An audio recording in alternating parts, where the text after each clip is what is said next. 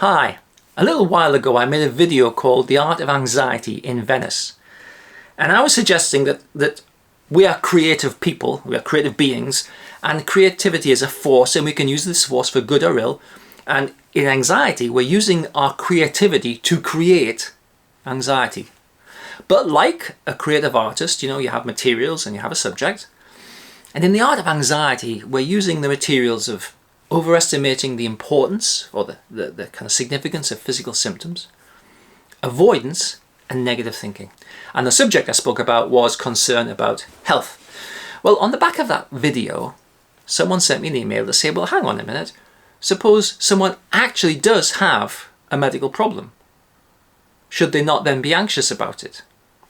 And I thought that was a very interesting question because really it speaks to the legitimacy of anxiety. Okay, so in fairness, if I was to develop type 2 diabetes, which is one of the examples they used, I think it would be fair to say, well, I might be anxious for a bit. Yeah, fair enough. I don't know what's going to happen. I'm uncertain about how it's all going to affect me, and I'm uncertain about what's going to happen in the future.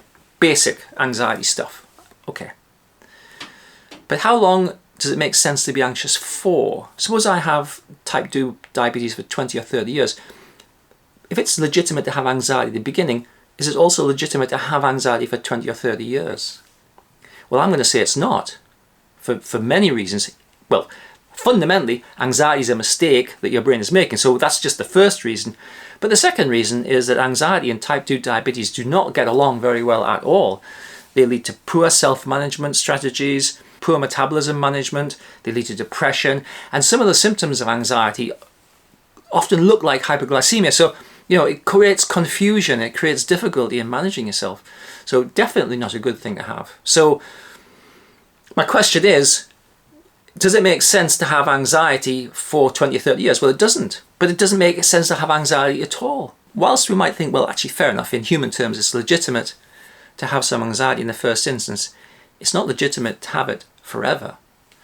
And I think that what happens is that we talk about anxiety and worry in such common terms. Well, I'm anxious about this or I worry about that it kind of normalizes the process. Well, I'm anxious because I've got type 2 diabetes. Or I'm anxious because I've got heart problems. I'm anxious because of this. Well, you're okay, but that actually is an excuse. It legitimizes the anxiety. I'm anxious because I have this medical problem. Anxiety is not a medical problem, it's a psychological problem. It's coming along for the ride. You're anxious because you're anxious and you're not challenging it. The medical problem can be the subject that you focus your anxiety on, but it's not creating your anxiety. Anxiety is being created by negative thinking, by an overestimation of the threat of physical symptoms, and by avoidance. So if you have a medical condition, you do not need to have anxiety accompanying you. So I want to say, don't make excuses for anxiety because anxiety disempowers action that's useful to help you move forward. Don't accept anxiety. Don't make excuses for it. Don't accept it as a normal kind of legitimate thing. Anxiety is a mistake. It's an overestimation of threat, and therefore it's not something that you need to have on your journey. If you want to get to grips with challenging anxiety and actually getting it out of your life, and I recommend that you use my Anxiety Wizard program.